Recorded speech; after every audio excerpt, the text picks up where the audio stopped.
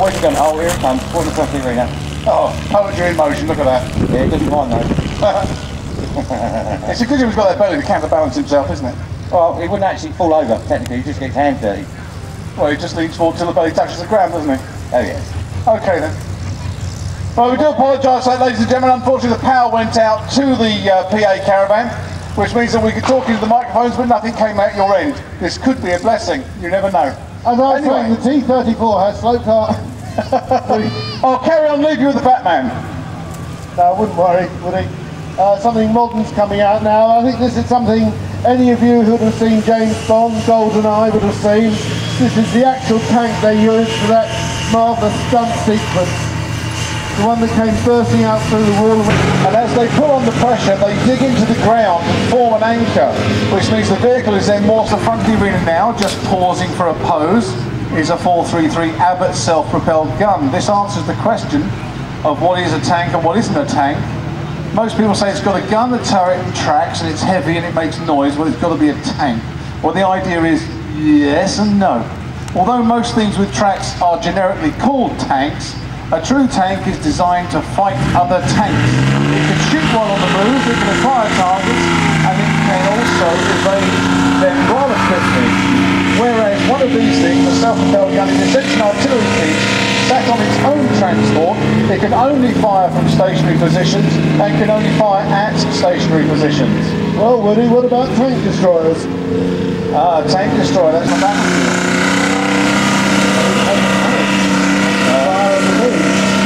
It has a top turret, which is only protection for the gun crew, so it's, strictly speaking, it's actually an artillery piece.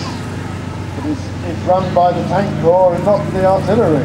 But you see, trio of 432 armoured personnel carriers. The 432 and the Abbott share many similarities. They share the same engines, drivetrain and such like. If you find out that you've got a broken one, and you can go and find another broken one, you can put the two together and make something that runs. It may not be perfect, but the uniformity of parts and the changeability of parts means that you can get something going and working. The 432 itself is basically a very, very heavy minibus. The job of it is to get soldiers to the front lines under some sort of protection as they sit inside the machine. The protection is limited to small arms and shell fragments. It won't take much of a hit above 50 caliber because that's aluminium armour, and they had to do that to make it float. What they now think is including water. So with the right screens and flotation aids on, you can actually get them to float, although I don't want to be in one when it does. Here we've got the Avery coming round again. Give you another chance to see it. And the Avery had to come and pull him out. And he did it very easily, I've got to say. Alright, another question for you, Woody. Why are all different done in the same class? Because you hate it spray, you never get it spray one.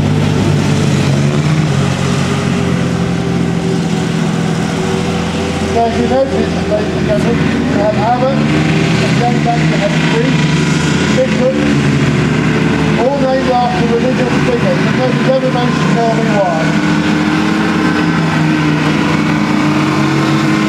Now as you see the 432s going across in front, you see people standing in the back. The half-moon shaped doors you see opening up, they're actually called mortar doors. Now the position is so that the troops can get some air, they can also look out and put down fire if necessary, but also these machines can be mounted with a 4-inch mortar.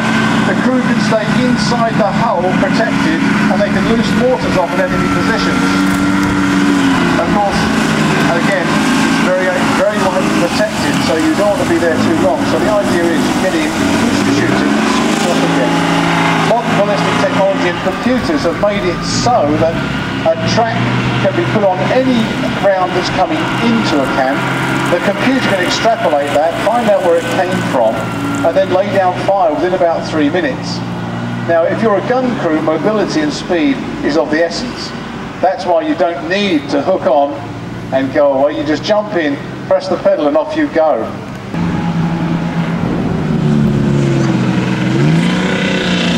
Well, apparently the modern boys want to play in the mud a little bit more. So if you want to get some photo opportunities of tanks in the mud, get your cameras ready, snap away. They're just going to churn it up a little bit before we bring the final two guessing stars out to play. Once again, the doors go in. Model market just down the road. Coming kits with most of these vehicles are ready-made models. Very good hobby model making. Don't tell me you want to go talking about stuff. If you fancy owning something like this, you know, you can find them all for sale on the showground. If you've got from hundreds to thousands in your pocket, you've got a pick of the bunch, really. But as we bring out now the Centurion tank, I believe this is one of Tony's favourites. I'll let him babble about that one. Well, it's not one of my favourites, but as I said, it's about 2 days into my period of wartime. They got one of these out to Germany, I believe it was on about May the 3rd, 1945. So technically it was a wartime tank, but its main career, obviously post-war, it gave very, very good account of itself in Korea. Altogether about 15 or 20 variants were made of the Centurion. This is a Mark V, which I believe was brought back from the Swiss Army. It's one of the successors to Indian exports. 56-ton main battle tank, long last, 50 good load. If you needed a decent gun in the tank, so 105mm. These were sold to many countries, Israel, Jordan, Switzerland, many others, obviously all the old Empire of Commonwealth countries as well. The Australians used them in Vietnam. Not against each other though.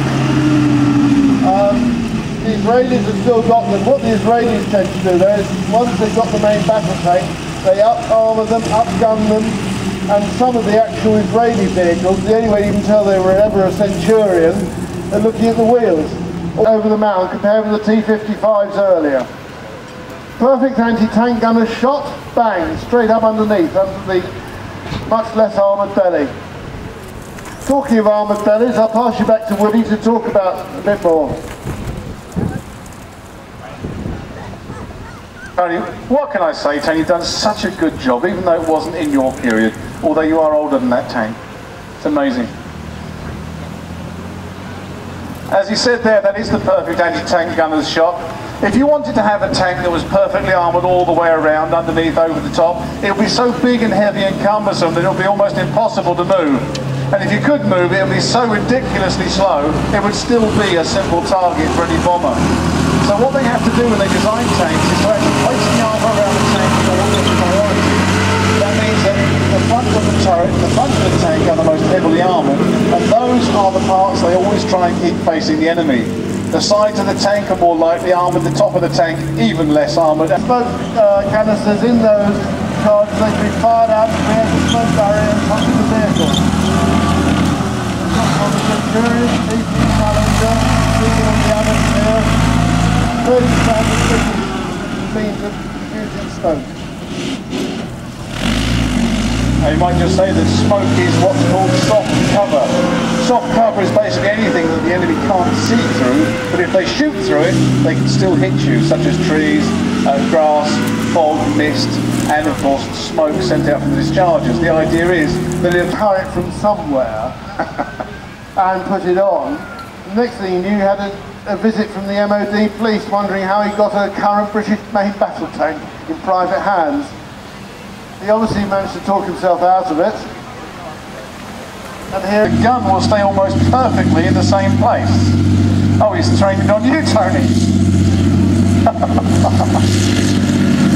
Now what happens is the computer detects the movements and sends out the signals, and unless the travel off the hull exceeds the travel off the gimbals inside, the gun will stay where it's pointed.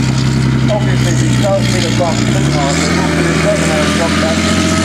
And of course, the computer will then rectify that at the earliest opportunity. Of course, this does make operating a tank that much more complicated. In some ways, makes the vehicle more quite supple, and also most of the things even 6 foot tall.